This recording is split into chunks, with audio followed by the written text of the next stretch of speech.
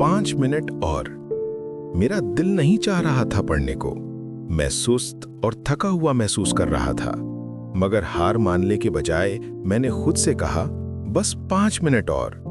मैंने टाइमर लगाया। जब वक्त खत्म हुआ, मैंने महसूस किया कि मेरा मूड बेहतर हो गया है, इसलिए मैंने काम जारी रखा।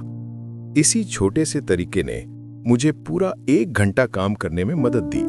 मैंने ये आदत रोज के कामों में शामिल कर ली, सफाई, पढ़ाई या वर्जिश। छोटे हदफ से आगाज करना आसान लगता था। कभी 5 मिनट 20 मिनट बन जाते और कभी नहीं, मगर कम से कम मैंने आगाज तो किया। मैंने सीखा कि शुरू करना ही सबसे मुश्किल हिस्सा होता है। अगर कुछ बड़ा लगे तो उसे छोटा कर लो। बस 5 मिनट और, इतना ही काफी है आगे बढ़ने के लिए।